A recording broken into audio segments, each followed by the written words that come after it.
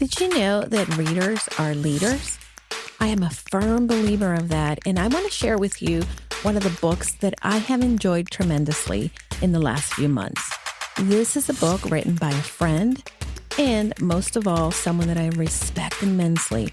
The name of the book is The Rest of the Man's Show, and it's a deeply personal and powerful memoir that chronicles Pastor Bill Lamoury's transformation from brokenness to redemption and ultimately to a life of purpose and leadership. And this book is going to help you have the practical wisdom and spiritual practices and mindset shifts so that you can heal, grow, and lead a life of significance. So check it out. You can grab it on Amazon or anywhere that books are sold. And I would love for you to support this incredible individual. Remember, The Rest of the Man's Show. The Rest of the Man's Show offers inspiration and instruction to help you push forward. Releasing April 8th. Get your pre-order now so you can be inspired with one of the most fascinating stories of brokenness, redemption, and transformation.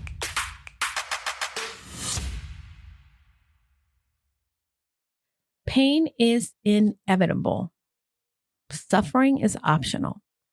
But growth, that's the choice you can make when you stop fearing pain and start getting curious about it.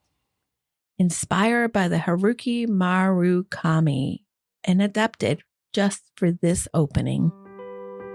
Welcome to Casa de Confidence, a podcast for you. You'll hear some incredible women And some awesome cool dudes going confidently in the direction of their dreams and living in the purpose of their heart. You're our host, Julie DeLucca-Collins, and you are our sidekick. Hashtag handsome hot husband. That again. And the producer of the show. That I am. I am an author, speaker, coach, dreamer, and most of all, We help people go in the direction of their dreams. and support them on their purpose. So pull up a chair Grab a drink. and make yourself at home because our casa. Is your casa. Hey friend, welcome back to Casa de Confidence. Today we're diving into something we all experience but rarely understand. What is that, Julie? Well, that's pain, my darling. Not the stub your toe kind of pain, but the kind that lingers, confuses us, and sometimes keeps us from living fully. And by the way, that's not just mental pain. It's mostly a lot of physical pain. And my challenge is that I know I always talked about being a chicken for pain. But once I started to really, you're unbelievable. Once I started to kind of leverage, right, a little bit of different tools to kind of manage pain. And by the way, I'm not opposed to a good Advil when needed. But yeah, I think that there's a lot of different things that you can do to manage pain that really can help you along the way. Yeah, that's the one thing I always knew about you, even before we were a couple. You always said you had a low pain threshold. Mm-hmm. You're always afraid of pain. You said you'd never get a tattoo, but if you ever got a tattoo, it would be a dot because that's where you'd start and stop. Well, I think that's still true to me. As they're putting the dot, I will regret it. Not that there's anything if you have a tattoo, but not for me, not my cup of tea.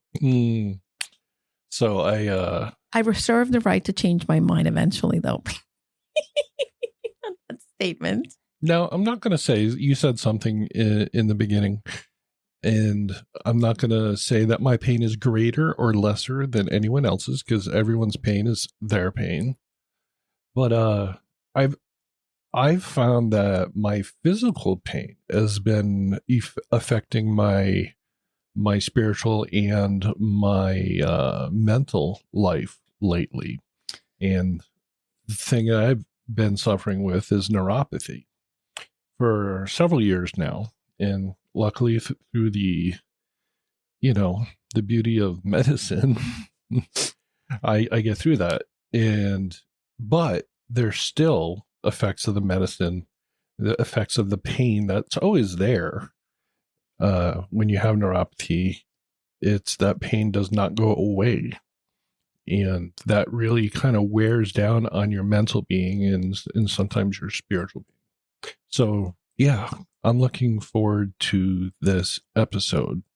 Maybe I can learn a thing or two and learn different ways and different angles on dealing with that kind of pain. Yeah. Well, I've seen you go through some of the neuropathy, and I really feel helpless at times. But I also, the fixer in me and the one who thinks that they know everything wants to tell you what to do. And that's very difficult for me. Mm-hmm. I don't know which is harder, telling you not telling you what to do or seeing you in pain. The thing is, I've always had like back issues, Mm-hmm. and the neuropathy trumps the back issues. Oh, we should use another word. Sorry. It's a greater level because it's just always there. Anyway. Hey, remember when we went to a wedding? Hey, remember when we went to your friend's wedding and we weren't married yet, and I had come up from New York City, and we were going to go to this exciting wedding. It was kind of like our first together as a couple social event that we were going to. Yep. And you tweaked your back, and you were basically on the floor of the bedroom. You were in the floor of the bedroom in excruciating pain, and we were waiting for the medicine to kick in. But you were also, did you go on that inversion table that you had then? No, not at that point. My chiropractor was having me wear a back brace. Oh, that's right. You had to wear that contraption. Well, only when I was out, when I needed to be out, because you shouldn't, wearing something like that can actually weaken the muscles, because you're depending on the back brace. But when you are acute, I'm not a doctor, and I'm not saying what I'm saying is right for someone else, but that back brace kind of saved my bacon. Yeah, I think that the doctor also saw you, hon. Did we go to the doctor to get like you adjusted, and then we came home to get dressed? Yep. Yeah. And then we did everything we could to make it, and we made it. We made it. We just didn't make it to the church on time. We didn't make it to the church on time. We went directly to the place where the reception was happening, and of course we got to the reception on time, but then the bride and groom did not. They were like an hour late to the reception. Oh my God, but it was a fun wedding nonetheless. Oh, someone needs to get married so we can go to another wedding, Dan. I know, we need a good party to go to. Hey, my birthday's coming up. Speaking of parties, that's true. How old are you going to be, Julie? I'm going to be 55. Did you get me a gift yet? My 55? Love language is gifts. No, I haven't gotten you a gift service. Yet. So you can create a service for me and also get me a good gift because Actually, you know what I was talking to my mom about last night when you went to bed? We were watching a show, and it had chefs and whatever, and the main characters of the movie were going to a tasting menu opening for a restaurant, and she's like, "Oh, what is a tasting menu?" And I'm like, "What? What do you mean you don't know what a tasting menu is?" And I started to tell her the wonders of a tasting menu, and I told her my favorite restaurant in Connecticut, not an ad, but it should be because I love them so much, is Millwright's, and they have a wonderful tasting menu. So we should go to Millwright. All right. We go to Millwright. You want to do that? We can make reservations. We can make a reservation for the Millwright restaurant. And the Millwright restaurant, my friends, if you're not in Connecticut, it is definitely the top restaurant that you can go to in Connecticut because, well, first of all, it is one of the best places you can go. The restaurant is in Simsbury, Connecticut, where we met, and it's also rated as one of the top romantic restaurants overall by Open Table. So it's very, very nice, and they do an excellent, and I mean excellent, Sunday brunch, which we haven't been to in a while, by the way. But Chef Tyler Anderson is the executive chef and owner. And he was raised in California, but is here in New England. And he's really entrenched himself so that he understands the culinary traditions of New England. And I have to say, that's a high rating from you coming from New York City. And And also, I gotta say, Connecticut being here, some of the best culinary experiences can be experienced in New England and in Connecticut, especially. Yeah. I mean, that's saying that that's the best restaurant, in your opinion, in Connecticut says a lot, because And there are other really good restaurants. you go to New Haven, I mean, it's just littered with amazing places to eat. Everywhere in Connecticut, there's some amazing places. And the world's best pizza. Oh, okay. That's your opinion. Hey, by the way, Tyler Anderson. You got a whole New York, New Haven thing going. Yeah. Tyler Anderson. Did you know that he was in Chopped and beat Bobby Flay along with season 15 of Top Chef? Did I know that? Mm-hmm. Of course I knew that, because I'm married to you. Because I've said that several times. So, Julie. Yes, Daniel. You're making me hungry. But anyway, I'm drinking this wonderful coffee. In this coffee is the best coffee I've had in a very, very long time. Because I made it with love. And you made it with love, but why did you actually make it with love? Because I broke the coffee pot and I had to make it with the French press. I think I jinxed myself last night. We've had our best coffee pot we've ever had that makes, just regular coffee, nothing drippy, nothing pressy, nothing. Well, I mean, it has percolating. A frother. It has a frother. It has a frother, I guess. Frother? We've got a Ninja coffee maker, and it's been great for how long have we had this? Almost 10 years. Not 10 years, Daniel. You gave it to me in 20. It's pre-COVID. It's pre-COVID, yes. It was like 2016, 2017. That sounds about right. Yeah, I know. It's almost 10 years. Anyway. Yeah. But you know why? And I am surprised. And you said something this morning. You were going out to let the dogs out. You had the coffee pot in your hand. You looked down at that coffee pot and you said, wow, this has really lasted a long time. Then you set it in the sink to clean it and broke it. And I'm like, and I was thinking last night when you told me about it. I told you this morning, boo boo. This. Yeah. No, you told me when you came to bed. Oh, I told you when I came to bed. You're right. And right. I was like, the thought in my brain is because it's a thin glass. And I was like, wow, I'm surprised it lasted that long. And I got up this morning to order a new pot. I went online and I saw that you had already ordered the replacement. And I want to commend you, Julie. For getting the right one. You got the right one.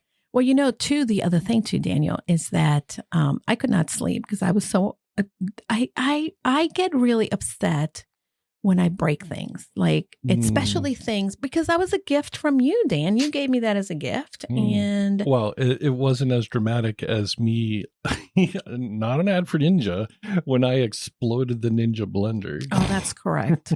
You did explode. Hey, speaking I left a fork in it. I didn't realize it was in it. It was a spoon in it, and I turned it on. And if you know, a Ninja blender has blades at the bottom, middle, the top, and it just went ba-boom. You nearly killed yourself. Hey, by the way, and QVC, where I had gotten the Ninja, went ahead and replaced the blender. Yeah, it replaced it. Hey, speaking, except it replaced it with a black one. Yeah, because they didn't have the red anymore. So, but I got to tell you bad news. Okay. And we kind of knew this was happening, but I need to prep you for this. Ready? So the toaster on our not microwave, in our combined air fryer. Yeah, it's has not toasting. Yeah, I know. And then I've been toasting bread using the air fry. Yep. And well, it wouldn't work last night. Oh. So I think that thing is going, and that did not last very long. I either need to take it apart and fix it, or we need to buy a new one. Well, we are a Ninja family. Maybe we need to move to the Ninja. Really? I'm trying to get them to be an ad for the show. That was a great multi-purpose. It is. Air fryer that also does toast and stuff. And I won't mention the brand. We won't mention the brand. We mentioned Ninja. But we also, by the way, we recommended. I can't remember the brand. Is the problem? I know the brand, but we recommended that brand to several of our friends, including #1 best-selling author Bill Lamori. Mm. And if you haven't listened to his episode, you got to go check it out. Bill What is it? is our pastor when he was here in Connecticut. Mm-hmm. And we had a great interview, and we also had a launch party for him on Tuesday. And you may have heard a little pre-roll at the beginning of the episode. Look at you. So about Bill's book, amazing book. We got the hardcover. I just felt, you know what? I felt I'm buying this, and it's important. And it doesn't matter whether you get the paperback or buying it on Kindle, but I wanted a something substantial to hold on to. Yep. So that's what I did. Hey, Julie. Well, that's what you did. Yes, Daniel. So actually, before we move on. Yes. Name of Bill's book is The Rest of the Man Show by Bill Lamori. Go grab it. It's sensational. So, you know what we did? We talked about pain, but we didn't talk about the guest's name, did we? No, we did not. And I'm just asking you about the guest name because Jen. Jen Uschold. I was going to see if you could pronounce it still. Well, I hope I can pronounce it. If I did it wrong, I'm sorry, Jen. Sorry, Jen. And this interview has actually been in the can for quite some time because you actually talked to her about your mom and when your mom broke her hip and managing that pain. Yeah, I've been wanting to drop this interview at the right moment. And, sometimes that happens to me. I want to drop the interview at the right moment, but I end up holding on to them because they're good. And I just want to make sure that I'm giving the guest the best possible exposure. And then, I'm not doing them any favor by not releasing it right away. So I'm changing my ways. And Jen, if you want to be on the show again, you must, because I want to continue to highlight the incredible work that you're doing. She's also a mental fitness coach. She has gone through the PQ program like I have. So, she's good. She's really good. And her website is I Rise for Me. Correct. Yes. So go check that out, iriseforme.com, and check out the stuff that she does. Wow. Pain coaching, mental fitness training. She does divorce preparation too. She does. I just noticed. She does. So she has many layers. And, she does. She does. She's there to help people, and that's why we love people like Jen. Absolutely. And by the way, Jen came to the open house of the Confident You Mastermind, and it was so good to see her. She's a really good fit for the mastermind. Jen, you should join. Special shout out to the mastermind because we are in open season where you can join, and not everybody can join all the time. But going back to Jen, the episode is something that really allowed me to understand a deeper level of pain in so many different, and we know pain. And of course, being a mental fitness coach and studying, and by the way, I'm not an expert in the brain, but Jen's also a physical therapist. Oh, she is a physical therapist. So she knows a lot of what people go through. But again, I think that we unpack so many different things, and whether you have chronic pain or physical pain here and there, or general health challenges. Because I think that we all, as we're getting older, have these freaking general health challenges. Jeez Louise. But if we do the right management and proactivity, right? Proactive about aging, we can decide what type of aging we can do, right?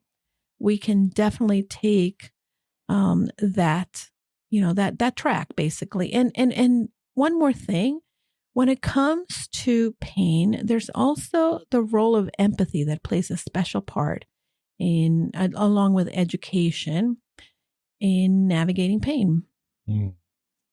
That's important. It's important to have empathy, and it's important to, as you say, grow older and be welderly. Grow welderly, not elderly. Yeah. So I like that. I like the way you say that. Did you get that from somewhere? Or I did. Okay. And I think I've talked about it here a couple times. So, But you want me to tell you where I got it? well, you probably should. Okay, well, I was being coached. I was at Corinne Crabtree's retreat. Corinne is my weight loss coach, and she's from the No BS Lose 100 Pounds membership. And I was at one of her retreats. This is before her retreat got big. And we must have been like 50 people, maybe 100 of that in the room. And then It's a lot bigger now. It's a lot bigger now. But again, I've known Corinne since 2009 and been part of her membership since back the old days. However, she did like a one-to-one coaching in the whole room, right? I raised my hand. And one of the things that I talked about is my fear of getting older and being sort of not in the greatest shape and fulfilling some of the legacy that I have seen. And I'm sorry, I got to say it, through the way that my mom has taken care of herself. And I didn't want that. And one of the things that she said is she was unpacking some of these beliefs and thoughts that I had that were really making me miserable. And she said, well, what do you want to do? And I said, well, I want to grow to be well in my elder years as I get old, and I want to be active, and I want to not hesitate to do something or think that, oh, I'm going to break myself, or I'm going to, whatever, put a limiting belief in the actions. I don't want to be the kind of person that sits around and watches television in her old age. And again, if that's what you're doing, it definitely may be you, right? Do you, I do me, but that's not who I want to be. And as Corinne is coaching me, one of my friends, Brooke, was sitting next to me, and she was writing some key points for me to remember, because Corinne said, write these stuff down for her. People were writing notes. So a lot of people gave me notes, but Brooke actually gave me in the napkin, she wrote, grow welderly. And I thought, oh, I like that. And I have the napkin that I can take a look at every so often. So, yeah. Very good. This is the thing. We've seen our generations before us growing older. And I'm looking at myself grow older now. And a lot of times we just accept. That's the status quo. When you get old, you stop moving. You stop being able to do things that you used to be able to do. And I mean, I'm not going to dunk a basketball right now. You could. Well, I couldn't in my physical. I could barely dunk a basketball when I was. I'm tall, but I got no hops. So it's that thing where you're like, okay, you're reserved, and you're giving in to the fact that you're just not going to do the things you used to do. Yeah. And a lot of times people will just give up and just, you know what? They'll do what they saw. It's never too late though, Dan. That's what I'm saying. It's never too late to break that mold. No. And never, ever. Welderly. We can decide. I mean, we can certainly decide how we want to show up. And I think that it's just about the intentionality and creating the actions that you want. I was laying in bed last night as I was ordering a coffee pot, and I was thinking, I really hate the mornings or the days that I kind of look back and I think, holy crap, what happened to my day? Like, where did it go? And that's because I was not waking up with that intentionality. I actually did meditation last night as I was falling asleep. However, there's one downside to it. My sleeping headset was not charged, so I had to use the Apple headphones, and I hate those because they really hurt my ears. Sometimes when I do meditation at night, it wakes me up. Instead of makes me go to sleep. Oh no, it knocked me, and I was like, I woke up and that's just me though. Yeah. I'm weird. Like coffee makes me go to sleep. Yeah. A lot of things make you go to opposite sleep. Dan. Opposite Dan. Opposite Dan. But no, I woke up because some dog climbed on my head. Otherwise I probably was out. I'm sorry. I won't do it again. Oh. Anyway, So much that we can talk about, but I definitely want to get to this interview, Daniel. Let's get to the interview. Let's get to the interview. And my friends, make sure that you go and follow. And I would love it if you went ahead and shared this episode. Dan and I are trying to reach a really big goal for the podcast.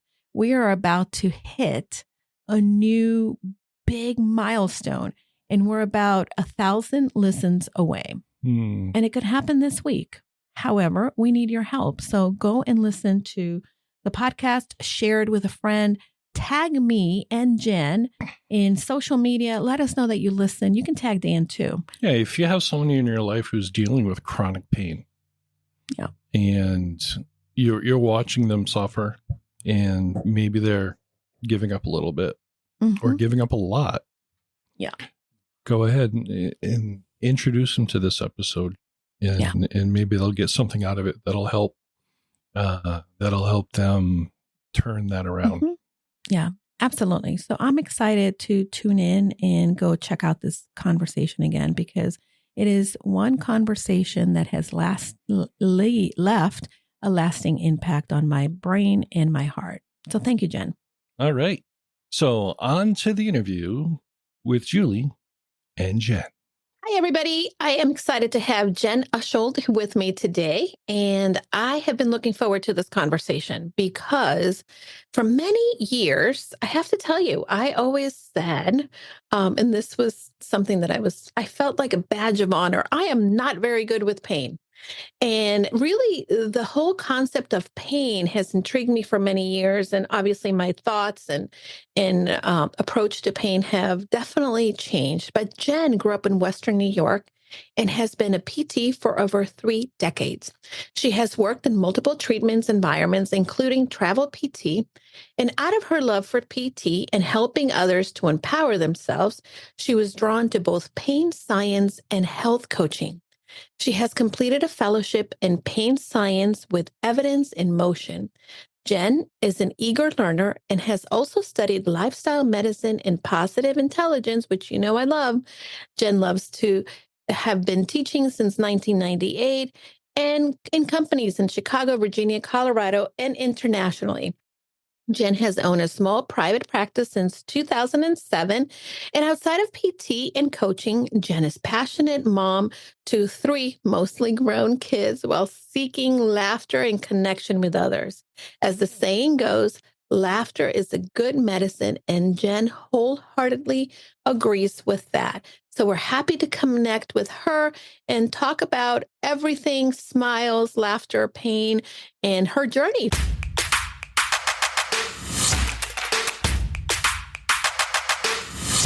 So welcome to the show. Thank you so much. I'm happy to be here. I am excited to have you. And one of the things that I wanted to do is I have been obsessed with Stephen Bartlett, who is the host of Diary of a CEO podcast. And he has these incredible questions that he asks people. So I have gotten a hold of the questions. And these are the questions that his famous guests ask each other. So now you get to get a question. So I'm going to randomly pick, and I don't even know what this one says, but let's say. So this is a question that actually was asked. Macklemore wrote this question for the next guest. So if you would go back to one era in civilization, what era would you pick? And why would you be good at your job in that era? Well, this is such a cool question. Yeah, right? Like, I love that. I think this sounds so bizarre, but I think I might actually go back to the caveman age because everything was about curiosity and learning. And honestly, when I eat a fruit or a vegetable or a grain, how did somebody figure out that this was going to help us and not kill us? And those were the people that kind of paved that road for us. So that is where I'd like to go. And you know what? We don't have iPhones. People don't hate each other as much. So I think that's where I'd go so I can really tap into my crazy curiosity. Curiosity is such a good skill to continue to foster and have. And I think that a lot of people kind of get away from that. And so I'm so glad that you mentioned that. What is another area that you use curiosity in your life? I am curious everywhere. Sometimes I need to rein in my curiosity. I had a friend once and we were in Maine and I was just asking her questions because I'm very curious. She's like, Jen, I just can't take any more questions. So I was like, okay. Oh, So I'm finding that balance point. I am very curious with my clients. I am very curious with my kids. I like to be curious about trying new things. And I was on a walk and we saw some really weird ice formation the other day. So I have two siblings who live in cold areas. And so I was like, hey, what is this? This turned into a Facebook post, finding pictures from previous trips. So it's really fascinating to just learn and see what more our world has to offer. I truly am of that belief that learning is never done. And I love the phrase, let's start with curiosity and not criticism.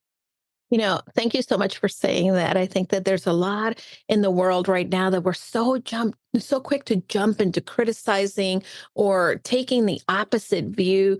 But I do believe curiosity in uncomfortable situations, especially, is a really great gift. I know that at times, well, it's normal for us when we encounter something that is different from us or unknown, we are going to be very hesitant or defensive about it. But I think that finding curiosity, why do they believe that? Why is that happening? It's always something that is really important and has helped me navigate so many different things in life.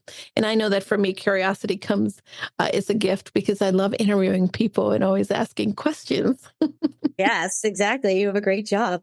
Yeah. And that curiosity also helps us to become empathic to the other person's situation.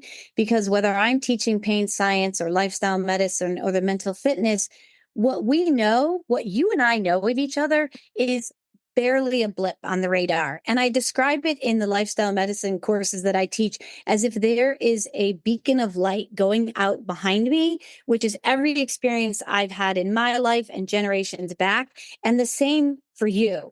And all of those things are influencing our interaction in this moment. And I think that's an important consideration because we have no idea where that other person is coming from.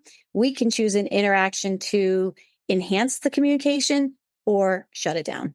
Yeah, absolutely. And I think that this is something that I am hoping that through the work that I do and other coaches like you, we can continue to create this ripple effect in the lives of others. And it's so needed. And I love when I met you that you are also a mental fitness coach because I feel like we're speaking the same language in so many different ways. Exactly. And it's when people can hear something similar, it builds that in their mind versus I was just talking with somebody else about this earlier today. When it comes to people who experience chronic pain, when they are able to get similar messaging from their providers and from other people that have gone through the experience, this helps them move forward in their situation. We actually have research by a physician, Dr. Richard Deo, that shows the more tests and scans and appointments we have and different opinions actually can increase our experience of pain. So common language, common connection can help reduce pain. Thank you so much for mentioning that. I think that I am a big proponent of, again, curiosity, right? I have become the best advocate for myself when I am going through something medical. I never stop at that one answer from one provider. I ask, and of course I go to Dr. Google, but I really do ask for second opinion from doctors. I have a friend who's a physician. She specializes in palliative care. So she's done a lot in different areas. And I love to really be able to be informed, but mostly because I think that when there's true understanding, then it helps you navigate whatever circumstance is there. Or again, going through it with that childlike wonder in saying, well, what am I going to learn? And what can I do different, right, as I continue to show up? You are absolutely correct. And I love how you say that awareness. pain neuroscience education is an approach that I use very much when I'm working with people with chronic pain. And it is no longer a question of does it work? The question now is what is the best way to apply this and integrate this to other treatments and other interventions. And so the very base framework is pain neuroscience education. So we know that educating people about pain actually can reduce their pain. How do we know this? Because we have fMRI studies. That is a fancy name for a brain scan that's in real time. And I even show my clients, I have a picture of someone resting in a scanner, nothing going on with the brain. Ask them to do a movement that they know is painful. Their brain just completely lights up. And then all they do is a 20-minute session on understanding pain. And the scan is so much quieter. Doesn't negate all of the other things that we have options to choose and utilize. However, it does demonstrate the power of education. And the same is true with mental fitness and positive intelligence. The very first muscle we talk about is intercepting the saboteurs or becoming aware of your negative thoughts and emotions, because you can't change them if you aren't first aware. So good. So I want to go back and take a step back because I love everything that you just shared and I want to come back to it. But first, so someone is just tuning in. What is pain science? Tell me a little bit more about that. Yes, so good that you asked that question. So, pain science is the study of pain. And we are so fortunate to live when we do because our knowledge of pain has exploded since the 90s. And that is because we now have PET scans and CTs and MRIs and these very, very fancy scans that help us understand that pain is an output of the brain. Prior to that, for 3.5 centuries, we were working on the model from Rene Descartes, who said pain is either physical or psychological. We now know that all pain has both a physical and an emotional component. And so that is what pain science is understanding pain. And the two groups, people that have had RSD is the older term, reflex sympathetic dystrophy, and the newer term is CRPS, complex regional pain syndrome. Hear that as so much pain. And also people have had amputations, people that could still feel that limb. We used to tell them they were crazy. Well, they are not crazy. They are not crazy. Body representation is still in their brain. And so that is what pain science is let's use what we have available to us, dive deep and learn about the complexity of pain so we can help people in pain. You know, I thank you for mentioning that. I, was very close to my maternal grandmother. When I was 5, she had a diagnosis of a very rare cancer. We lived in El Salvador at the time. I remember she actually flew to Houston to get the diagnosis and treatment.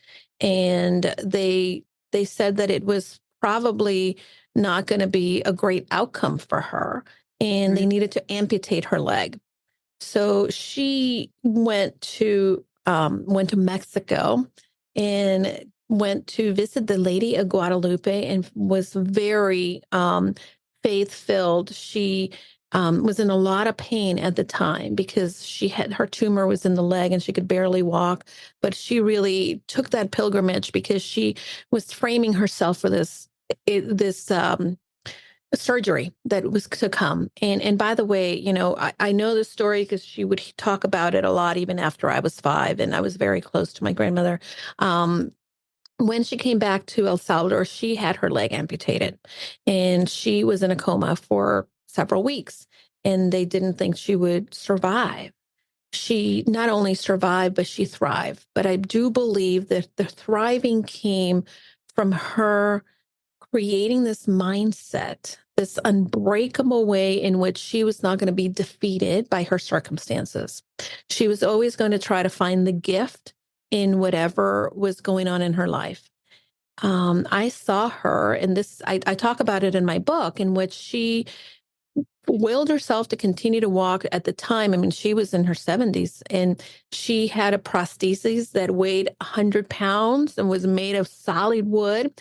she taught herself to walk with that. And I remember seeing her just be so tenacious in her experience. A lot of times when I have gone through circumstances that are painful, especially physically, and I'm sick or something has happened to me, I go back and I remember, if she could handle that, I could handle this, and really try to remember. But one thing why I bring up the story is she used to suffer intense, intense pain from what she called her phantom leg. Hmm. And there were times in which, a lot of the pain was stuff that she managed. But when the pain of the phantom leg would come, and a lot of people didn't understand that. Tell me a little bit more about that, because I'd love to kind of deep dive into this and learn more specifically because I experienced it as a child. I love that story. And I hope that your listeners are listening to the empowerment and mindset part of your grandmother and how that allowed her to function and thrive for so long. That is just such a fantastic story. And in terms of the phantom pain, people do have pain in those limbs that have been removed. People have an itch. Imagine an insane itch in the limb that doesn't Mm, exist. So, yes. why does that happen? So, I'm going to start with a little story about how pain works, and then we'll dive into the next piece of it. So, my first question for you is, if you stepped on a rusty nail, would you want to know that you've stepped on a rusty nail? Possibly, because I wouldn't want to have an infection from the rusty nail. Okay. And how is it that you know you've stepped on a rusty nail? It's you have to be aware in the moment, but sometimes we're not aware that we've done these things. And Hmm. it's not until the I guess the infection or whatever starts to happen. And from my perspective, if I step in a rusty nail and then there's a wound, my brain is going to send blood cells to kind of start to heal that. But as there's like I think of it as a little battle between the infection and my body fighting. And that's a little bit of what's saying, hey, danger, there's something happening down here. Pay attention to it. And I don't know if I'm way off base or kind of there, but I think that it depends on where you are. There's times in which I've hurt myself and I don't realize it till later on. Thank you. It is almost as if we planned this and we did not We plan did this. not plan this, did we? Okay.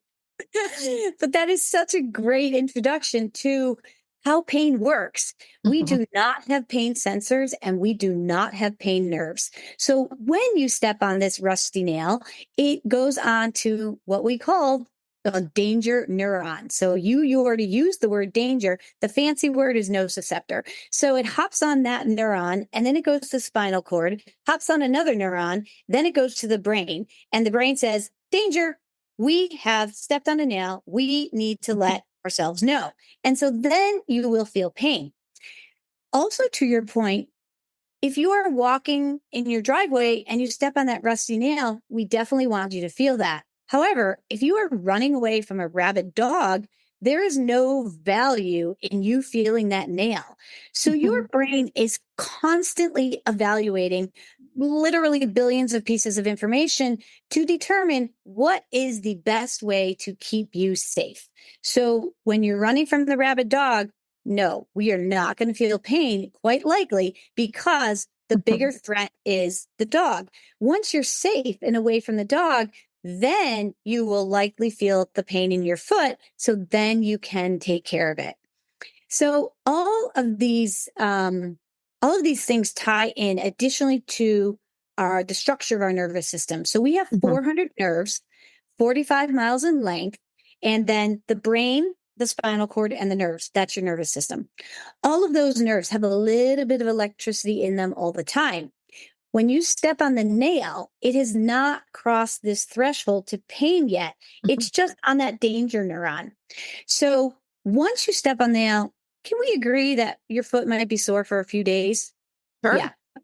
So it always takes longer for that alarm system to get back to baseline than it does to go off. And what I tell my kids, I'm like, you're really glad that you don't have to wait 3 days to know that you have a nail in your foot or your hands on the hot stove. Right. Challenge we have is that 1 in 4 people in our country, and it's a similar statistic worldwide, the alarm never goes back down to baseline. Mm. So if your lower level is here and you're stuck here, we have so little wiggle room before we cross that threshold. Another great way to understand it is if you think about a house, and if you have an alarm on your house, we want that alarm to go off if someone throws a brick through the window, right? Mhm. Right. Beautiful. What if someone changes the sensitivity of the alarm and a leaf hits your window and the alarm goes off? Is your house okay? Mm, yeah, I think that, it is. And I can see the correlation with how it can happen to us if we're in this high sensitive area. And by the way, I want to point out that I have noticed that when I am stressed, when I am whatever is going on, and I hurt myself in any way, I tend to feel that pain more so than ever. But when I really kind of bring myself to a calmer, more aware, more peaceful, present moment, then I'm better able to manage challenges and pain, specifically in that physical arena. Would you like to understand why a little bit more? Yes, please tell me why. Okay. Um, so we're going to finish this story, but then that's such a great segue into the next piece of it is so what I tell clients is, can your house be okay? And Mhm. your body is okay. You are feeling pain. All pain is real. We have never ever scanned fake pain. However, it's not the structures of the body or the house that we need to address. It is more the sensitivity of the nervous system. And Mm, so this helps people that have been in pain for a long, long time to start to understand how pain works. So this is going to lead in exactly to your idea around your experience around stress is why does some people's pain stay elevated and some other people it doesn't? Well, this has been studied and we call this yellow flags. And what yellow flags are things in our lives that can raise the sensitivity of the nervous system. And the closer we are to that threshold, the more likely we are to experience pain. One of those yellow flags is stress. It mm, is very common for people to have stressors and then experience more pain, whether or not they have acute pain. Our environment impacts our experience of pain. Imagine if you sprain your ankle on your honeymoon, the most glorious trip of your life, versus spraining your ankle in a job that you hate and where mhm. you're abused. It's going to be a different experience. Right. When we talk about people getting different explanations, oh, it's a ligament, it's a this, it's a that, it's a torn, you need surgery. Mhm. That in and of itself can raise the sensitivity of the alarm.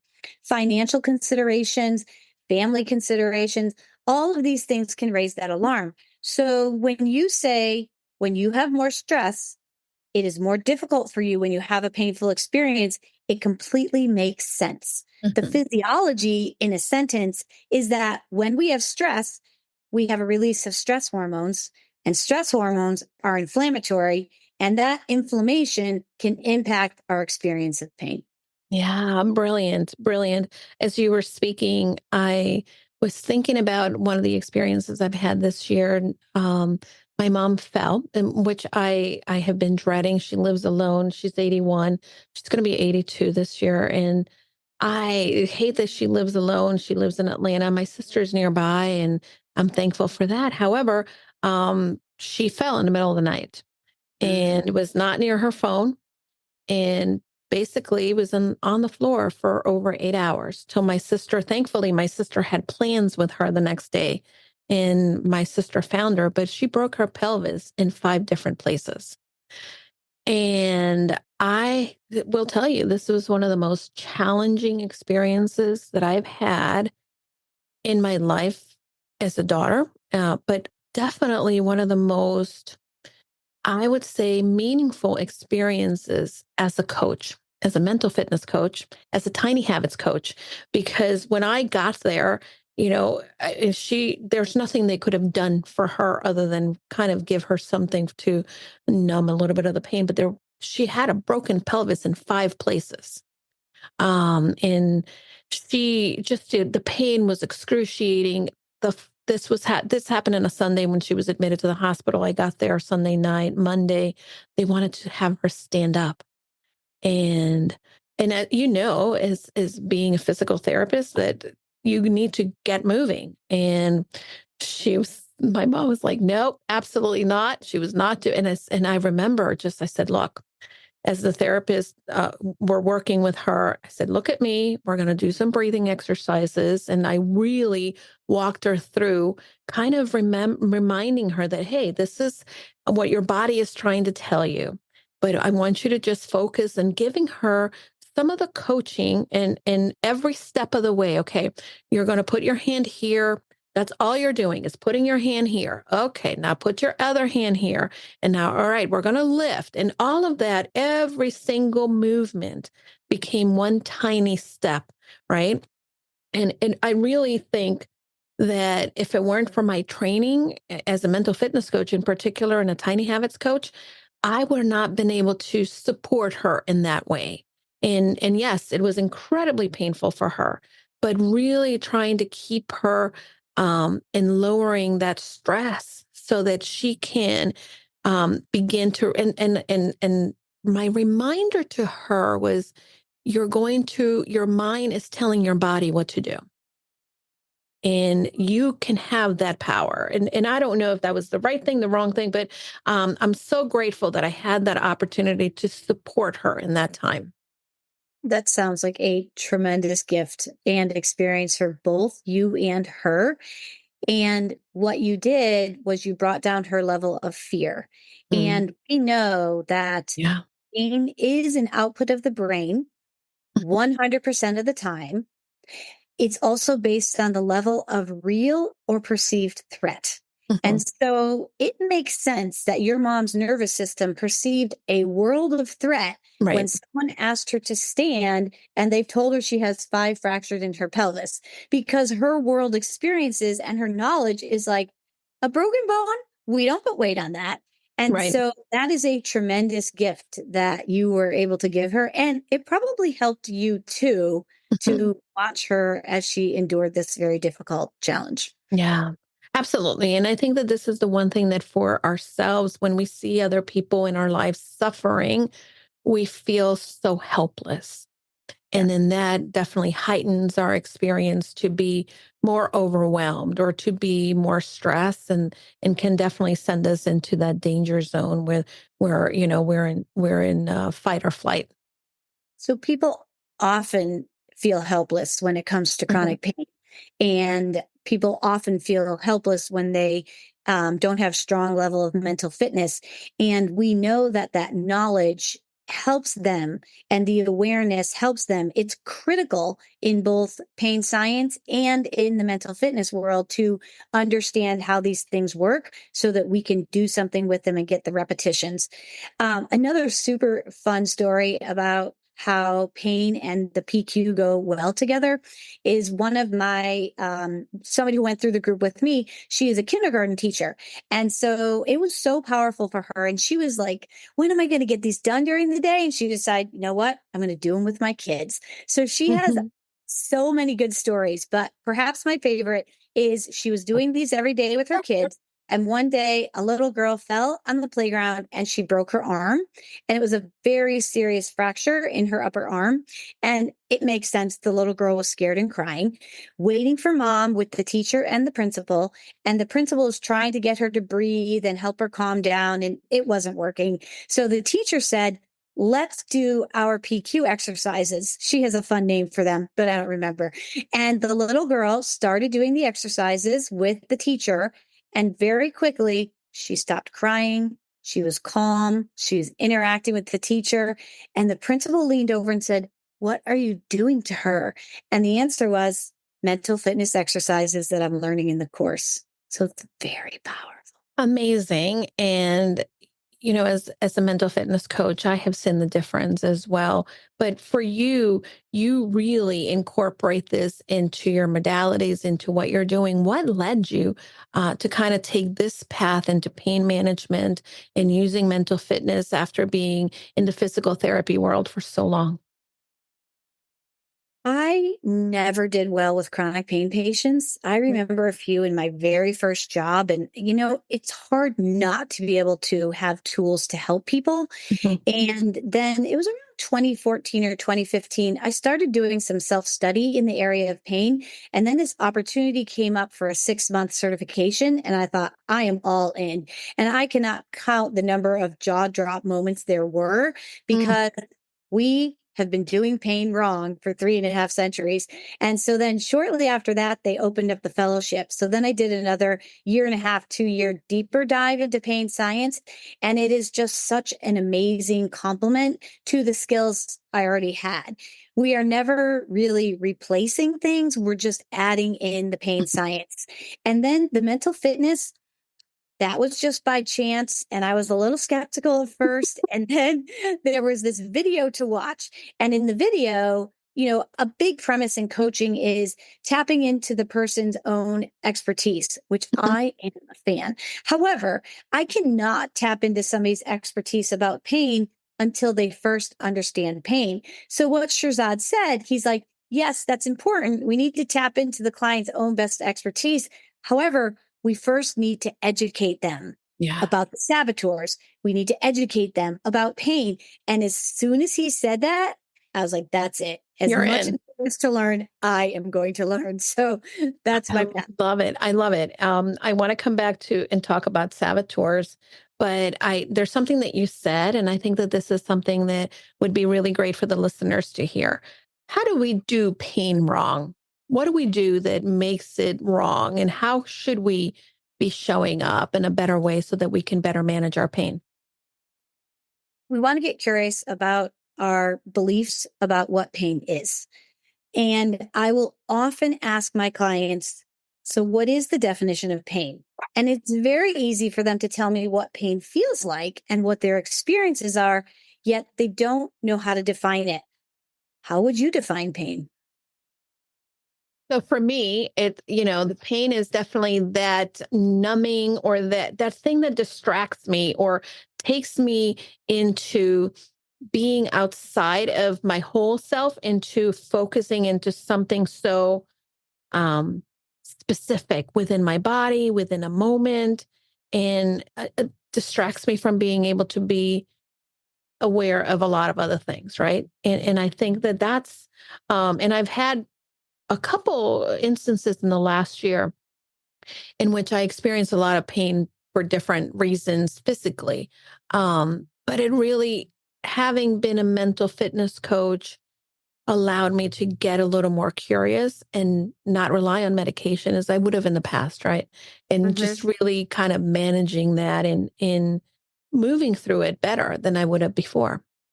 Yeah. I think you've mentioned twice the physical side of pain. Mhm. And this is one of the things that we learned undoubtedly when we started being able to integrate these different scans in the 90s is that all pain has both a physical and an emotional Mhm. component. And Mhm. so no matter what you're experiencing, you cut your finger slicing open a bagel, there is an emotional aspect to that to even, any type of pain. So the definition, I usually use a combination of 3 different key definitions. One from the International Association for the Study of Pain. That's a mouthful. And That's then a awesome. few other key pain leaders. So pain is always an output from the brain. The brain always decides 100% of the time whether or not you will experience pain. And it is based on the level of real or perceived threat. And Mm. so a real threat, you put your hand on a hot stove. A perceived threat, you put your hand on the countertop that is warm because the sun was shining there. Depending on your situation and the yellow flags, you Mhm. may or may not have that set off the alarm. And so for people that are experiencing long-standing pain, we have to dig deep with them to figure out what is keeping the sensitivity up and what are the strategies that are going to work best to bring their sensitivity down. So that is broadly what pain is. So Ooh. how do we do it wrong? By chasing a physical structure. So people often think that pain must mean something is wrong with the tissues. Mm-hmm. However, most of us, some of us, get a stomach ache or we get a little queasy feeling if we have a big presentation. So we actually have pain in our stomach, yet there's nothing wrong with our stomach. It is from the stress and anxiety of the presentation. The opposite is also true. Have you ever had a scratch or a bruise on your body and you didn't know where it came from? Absolutely, all the time. That is tissue damage, but your brain didn't care. So Right. you didn't have the experience of pain. So the ability to understand that pain and tissue damage do not go together. Another Mm. common mistake is I do not like the phrase no pain, no gain, because a lot of times people just blast through their pain. They're like, nope, I can do this. And they go, go, go. The unfortunate effect of that is your brain is giving you information. And if you Right. keep ignoring it, it's going to keep giving you more and more information in Mhm. the experience of pain. So that is one extreme. The opposite extreme is many people think I cannot do anything until I have zero pain. Mm. And the physiology behind that is our nerves require 25% of our blood, even though our nervous system only weighs 2 to 3% of our body weight. Wow. So that blood flow and movement is absolutely critical. So Mhm. finding that beautiful balance between movement and not blasting through, Mhm. this can help people start to do pain in a different, more successful way. Amazing. And I remember when I had a hysterectomy in 2018, a lot of people said, oh my God, you're going to be out. It's going to be incredibly painful. And I kept reading everybody else's experiences. And then I stopped and I said, no, I got to do this differently. And I knew that it meant I needed to move, number one, and that there was going to be discomfort in the movement. But I also needed to take my temperature. Like, is this too much or is this what I need to kind of move through and push myself through a little bit? Because there's going to be that discomfort. And I will tell you, it, I, I don't really even remember like necessarily that it was the excruciating pain that people would describe. Number one. Number two, by the time I had my first doctor's appointment follow up, he cleared me to start doing basic yoga because I'd started walking and moving. And that was my goal, that I was not going to not move as I was coming home from the hospital, et cetera. So it definitely proved to me that we can really create the experience we want in by the awareness we have. Mm-hmm. Yes. And in pain neuroscience education, the best combination is movement and the education. So Mhm. much research to support Yeah. that. We also have something called the PNE Plus program, which is 22 additional evidence-based researched options to help people reduce pain. Yoga is one of them, Mhm. nutrition, laughter, even prayer. So when Yeah. you told the story about your grandmother, we actually have research that supports how prayer can reduce pain. So there's so many ways that we can help a person if we are able to meet Mm. them and get curious about what it is that they're drawn to do. It doesn't really matter what works for me or what works for Mhm. you. It's only about what works for the person in front of us. Yeah, so good. I know that I said I was going to ask you about saboteurs. What are your top saboteurs? Because know my listeners hear me talk about them all the time. Mine is a hyperachiever and also the restless saboteur, but I'd love to hear what yours are. My top saboteurs are pleaser and a mix of controller, which is a little bit of a weird mix. I've come a far, far way with reining in my saboteurs, but it is interesting Yep. because I was with all of my kids for Christmas, and it's been a while since we were all together. And then there were a few little incidents, and I was like, whoa, that's what that feels like. So we haven't Yeah. spent a week together since I've done positive intelligence. I was like, I don't miss that feeling at all. So yeah, those are my top saboteurs. And Oh, it's so we good. haven't actually gotten back to what happens in the brain with phantom Yes. pain. Should we I get back think, to that? yeah, let's get back to that. I definitely Okay. want to close that loop. This is one of my favorite, most powerful concepts in the world of pain science is we actually have maps in our brain, and I will show them to my clients because it's a funny looking man, and it's called a homunculus. We actually have many of them, but we usually talk about the sensory homunculus. And what it is a Latin word that means funny little man. Mhm. And these were first, I think, drawn in 1937, so accurate, whichever physician it was, that they really haven't changed much. Here we Hmm. are in 2024.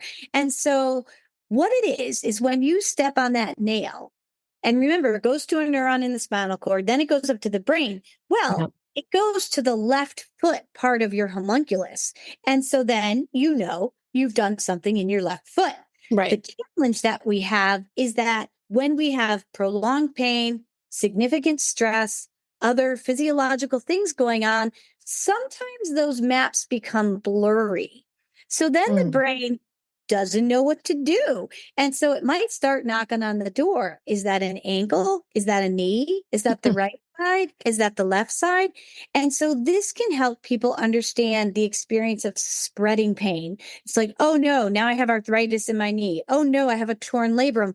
No, we really have this concept of blurring maps and the experience of spreading pain. And we actually call them nosy neighbors.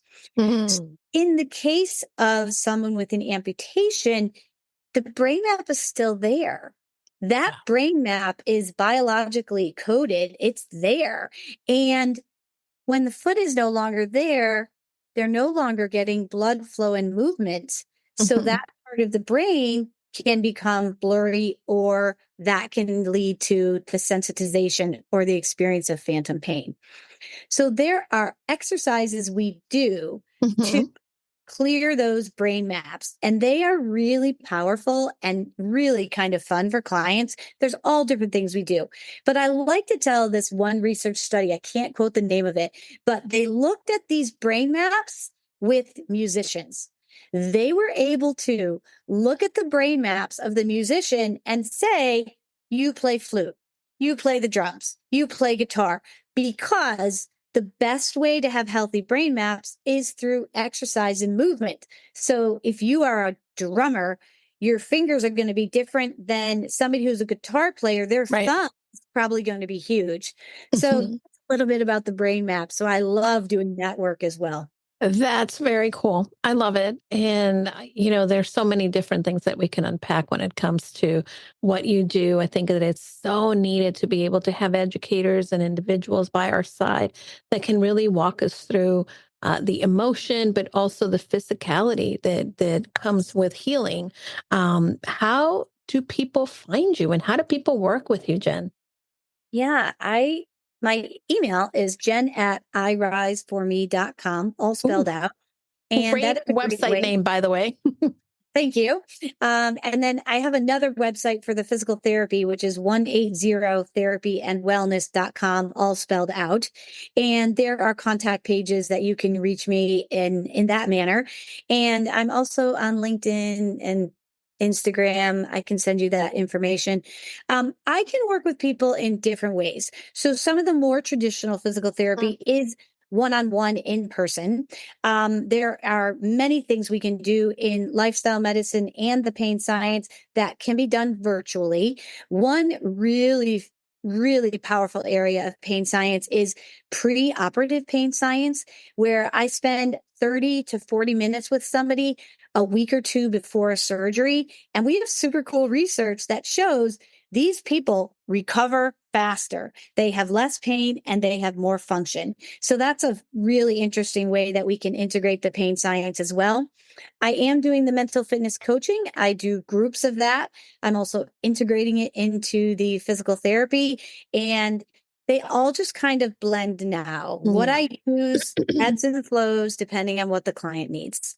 Amazing. I am going to have all your information in the show notes because I do believe that there are several people listening to this and they really are intrigued or can leverage and need your services. So we're going to have that information there. I have loved talking to you. Our time has been flying by. Again, I could Yes. probably keep you for another hour, but I won't. I want to be sensitive at your time. It has been great. Jen, will you come back? I would love to come back Yeah, because I am very passionate about helping people help themselves. And that amazing. has been what I've said since I graduated PT school in 1990. And you keep doing that. And thank you so much for living in that purpose and for helping others navigate these circumstances in life that may come up, that they need that support system. So make sure that you connect with Jen, that you give her some Instagram, LinkedIn love, and let her know that you found her through the Casa de Confidence podcast. And definitely share this episode for other people who are looking for the right solution, support, and just education when it comes to pain. Thank you for listening, everybody. And Jen, don't forget, go confidently in the direction of your dreams. Beautiful. Love it. And thank you. Thanks for listening to Casa de Confidence. We thank you for listening, and if you want more, go to casadeconfidencepod.com. Check Julie out on her socials as Julie DeLucca-Collins. And you can also check out her website at goconfidentlycoaching.com. Have a great week, and don't forget, go confidently in the direction of your dreams.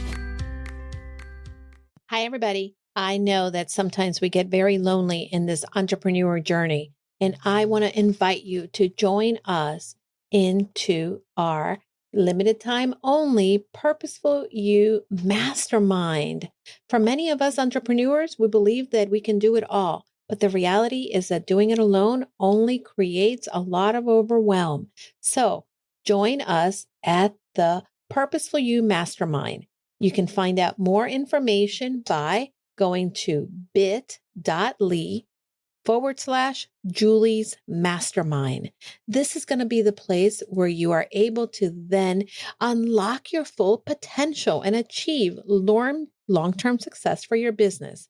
Push you behind your current limits, expand your connections, discover new ideas, and implement them with confidence. You're going to get the support in all aspects and transforming you to the six-figure business you've been looking for. Pause and get off the hamster wheel if you've been spinning around. This is a time where you can get that support from like-minded entrepreneurs that are here to join you in your journey. Together, we can challenge the assumptions and land the speaking engagements and opportunities we want to grow our business and make an impact in the lives of people. See you then. Remember, you can find the mastermind at bit.ly, Julie's Mastermind.